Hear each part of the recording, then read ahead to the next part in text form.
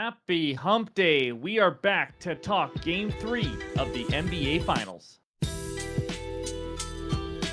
What's going on, everyone? Welcome back in to another episode for Just a Bet Outside. I'm your host, Steven, and happy Hump Day to everybody. We're back to talk some more basketball. Only a few more NBA games left this season.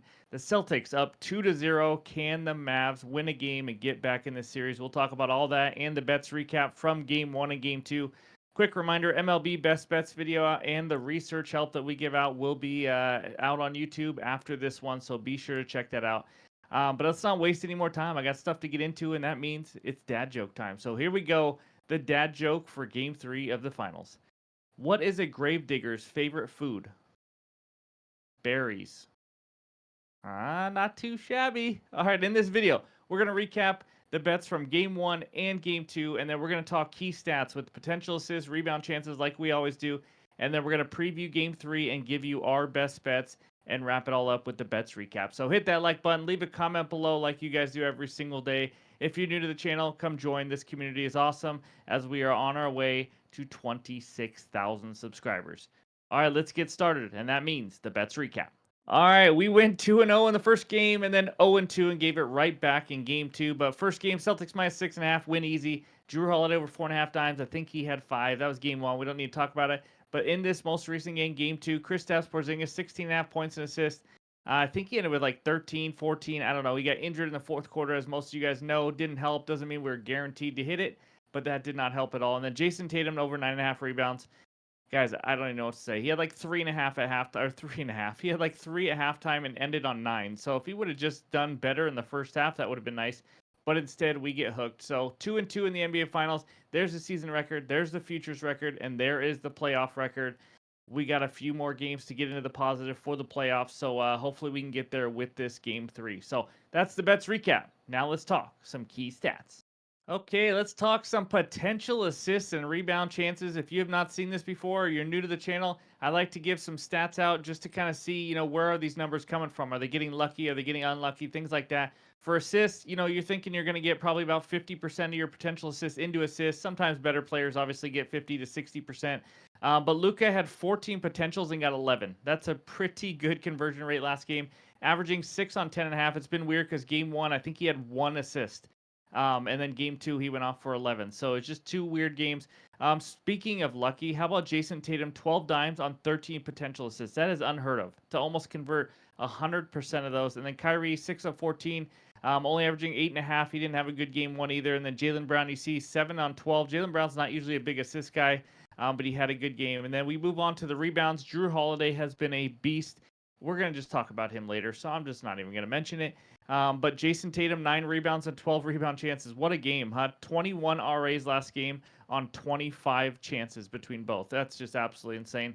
Luka, 11 on 12. Again, another really, really high conversion rate. And then you see PJ, 7 on 14, more normal. 7.5 on 12 rebound chances this series in the first 2 games. So take a screenshot. Hopefully this helps you get some winners. And now let's talk Game 3. All right, this segment of the show is brought to you by our sponsor, BetterBet. That's BTR Bet, the best place to find, track, analyze, and share your bets. Click that link below in the description. Use the promo code JAVA. You get 30 days free. It's an incredible website. All right, we go back to Dallas, Texas now, where the Mavericks are hosting the Celtics in Game 3. Mavericks are now the favorites at minus 2.5 with a total of 213. Because we didn't talk Game 2, I'm here to talk a little bit about Game 3 now. I got 2 trends. Those of you guys that follow me from the NFL, we do a ton of trends and they've been really successful. I'm not saying these trends because you should back them. I just wanted to give you some more information. But teams heading home after going down 2-0 in the NBA Finals and then favorite for Game 3 are a perfect 6-0 since 2003. That would be the Mavericks, obviously, because they are a favorite. Teams also going down 0-2 in Game 3 are 65, 35, and 1 against the spread in the first half since 2005. Again, that would be the Dallas Mavericks to win the first half. I think it's like a 2.5 point spread. Just 2 trends I wanted to share with you guys. But also, just to go with Dallas again, that's not my point here, but Dallas is 3-0 in Game 3s this postseason. So, Porzingis questionable, absolutely huge. After another leg injury, it sounds like it's a little more serious than they would like, obviously. So he is questionable. I don't think he plays. If he does, I don't see him playing very much, but we'll see what happens. But anyways, in Game 2, The Celtics won a game where they shot under 35%, which is unusual. They usually win games when they shoot 35% or more. As we talked about before this series, they're now 59-6 when they shoot 35% or more from deep. They struggled, but it didn't matter because they won with defense. The Mavs had 15 turnovers. I think Jaylen Brown had 3 steals, maybe Derek White 4 steals, something like that. I mean, it was just ugly for Dallas. Gave him some easy buckets. And Jason Tatum, if you've been watching him, he may not be scoring 30, 35 points every game, but he did have 9 rebounds and 12 assists. He is making a big impact. I know people are trying to get on him for it, but Dallas, they shot the second fewest threes all season in game 1 by only attempting 27, and then shot even less in game 2 at 26. Credit to the Boston Celtics perimeter defense. If the Mavs have any chance, you guys know what this means. Kyrie has to be better. He just absolutely has to. The shocking part of this so far is Kyrie has only taken 2 free throws this entire series. Obviously, 2 games. That is not good for him at all. If you watch Drew Holiday, Derek White, they take turns, and then we got some Jaylen Brown. They've been doing well on him, keeping him in front and things like that. So Kyrie's played well at home, so we'll see if he can bounce back here in Game 3, but they absolutely need him. So I have some best bets. That's what you're here for. Thanks for letting me just talk the sport, talk the series a little bit. I'm going to have 2 bets for you. This first bet is a player prop. Give me Drew Holiday over 10.5 rebounds plus assists at -125. Saw that at DK and BetMGM earlier when I posted on Discord, which, by the way, is free. Go join. Link is below. But Holiday's been an absolute monster. I mean, he's a finals MVP candidate. No one saw that coming. You saw his insane rebounding numbers earlier in game 1. 14 rebound chances and 9 potential assists. That is 23. Hash Brown math. Game 2, 19 rebound chances. Guys, this is a point guard. 19 rebound chances and 10 potential assists. He actually got unlucky because he only had 3 assists on those 10 potential assists. Just insane numbers. So he turned that into 13 and 14 RAs in the first 2 games. And like I said, in game 2, he was unlucky. Let's be honest. 3 dimes on 10 potentials. And game 1 was a blowout, and he didn't play his full minutes. So, I mean, this number, I think, is just too low with how he's playing. He's been extremely aggressive. He's averaging, obviously, if you do the math, 26 RA chances per game this series.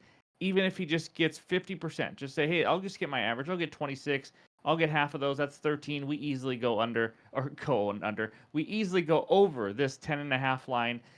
So, I mean, I got to take this right now with the way he's playing. He actually averaged 1.5 more rebounds plus assists on the road this season, so I'm not expecting a drop-off. He's a veteran. He's not a guy that just falls apart on the road or anything.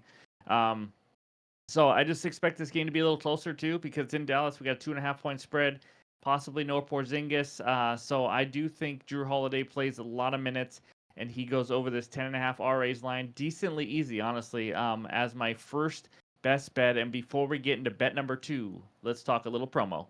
All right, Mr. Kevin Hart has a new promo for us with DK. It's very simple. Go click that link below for DraftKings, and you get a promo. Bet $5, you get $150 instantly in bonus bets, no matter what happens with that $5 bet. It's pretty simple. You got to take advantage of it. It's during the NBA Finals, so if you do not have an account with DraftKings, go set one up. It's obviously very advantageous to get multiple sports books and find the best odds and all that, like we've talked about before. So, of course, you must be 21 years or older to gamble. If you have a gambling problem, call or text 1-800-GAMBLER. All right, back to the bets.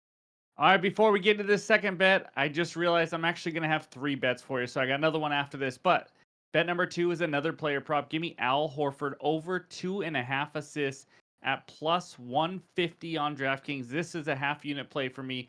I just love the value at +150. We talked about this kind of bet. I think it was last series with Al Horford when Porzingis was out.